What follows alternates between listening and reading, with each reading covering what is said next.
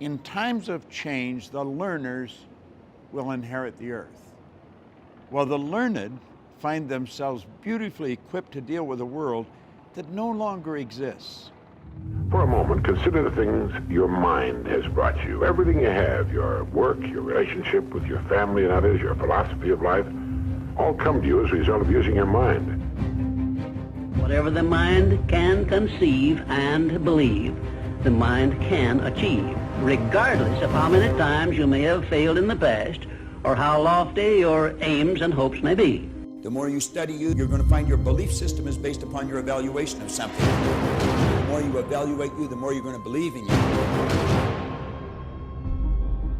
Bill Gove was like the Frank Sinatra of public speaking.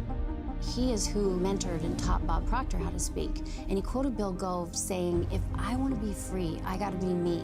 Not the me I think you think I should be. Not the me I think my wife thinks I should be. Not the me I think my kids think I should be. If I want to be free, I got to be me. And I better know who me is. And it was like a bucket of ice got thrown on my head. And I was just like, whoa.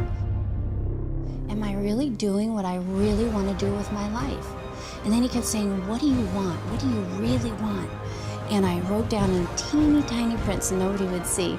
And I said, I want to be in the inner circle of this company, and I want to be his closest advisor.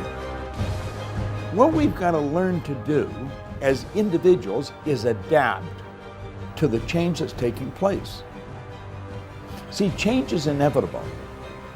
It's never going to stop. And we're picking up speed. Thinking is when you take a power that's flowing into your consciousness, that flows to and through you, and you originate thoughts. And you put the thoughts together and you create an idea. And if you can create an idea, if you can see something in your mind, you can hold it in your hand. And I don't care whether you're 80 or 18. It makes no difference. The illiterate of the 21st century are not going to be the people who cannot read and write. They're going to be the people who cannot learn, unlearn, and relearn. Now think about that for a moment. Do you know, you and I are being controlled, virtually controlled by paradigms. I see a paradigm as being a mental program that has almost exclusive control over our habitual behavior. And I want you to think of this. Almost all of our behavior is habitual. There's such phenomenal opportunity for the person who really understands themselves, who understands how their paradigm was formed and how that paradigm can be changed. And without that knowledge, the opportunity is just going to go right past them. A friend invited me to a leadership seminar, and I didn't even ask anything about it. I didn't know the details. It was in Vancouver, Washington. I said, sure, I'll go. And so I ended up there on that Friday night, August 18th, 2006, and I'll never forget it. I can see where I was sitting in the seminar room. I can see what I was wearing, and I see out walks on stage Bob Proctor, and I didn't even know who he was. I kind of had connected between Bob Proctor and The Secret, but I didn't know this was a Bob Proctor seminar. And within like 15 minutes, it was like he took my head off and shook it all around, and everything that I believed and thought I was starting to question. There was one point in the seminar when he said most people tiptoe through life, hoping to make it safely to death.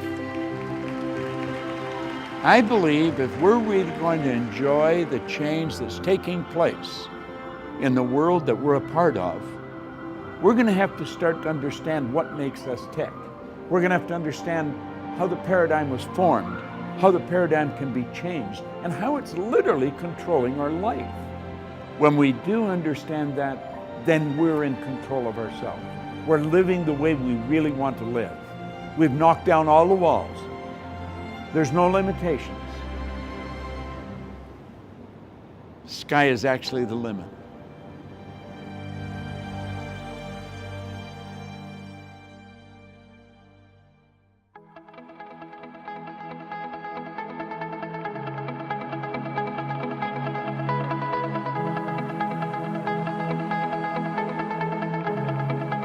Check us out at ProctorGallagherInstitute.com. for tips, tools, and resources.